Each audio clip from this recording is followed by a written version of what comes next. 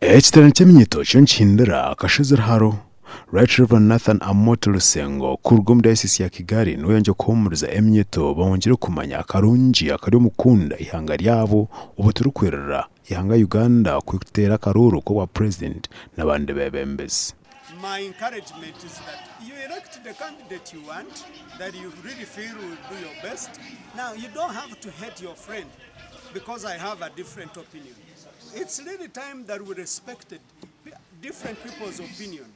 We are not only going to do one election, there are still many elections in the future. And we have seen so many young people especially dying during one election, and they don't live to see the third, fourth, fifth, sixth.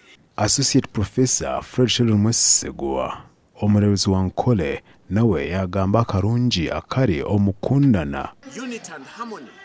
This theme actually was mindful of the elections that are coming, anchored in Christ, in stability and unity. We need unity for our country. You have been able to hear that one of the biggest wars is divisions that can take place on cultural, ethnic, racial, economic grounds. Our greater Mbarara City Venerable Reverend Patrick Atir obwakwatanise na Canon Agacencwire bise Uganda akarungi akari mu protecting gains ebine bindi yabigamba obwari kugita omuvurizi Emmanuel Nitwe na Mebo ni Mwesega omukorogo gwakorera mu kanisa ya All Saints aho mu Rembo Rwampara.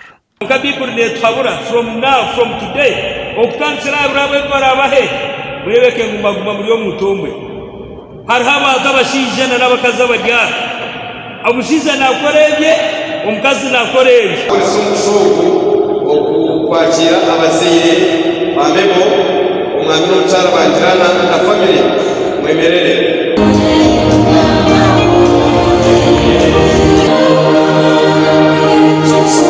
nisema mnonga mukama bwo kumperezo mwishiki kandi omuhezo nshemeye amuraganisa ogumani mukunda tukakwatanisa obuhereza kumwe tukayimisa izina rya mukama.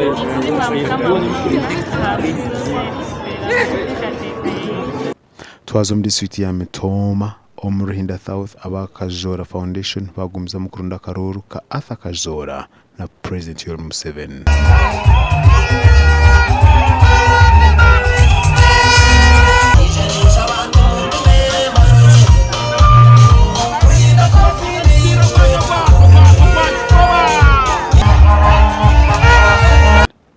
Izo bari nyuma bazyo basibira mu bicweka bya Nyakatete.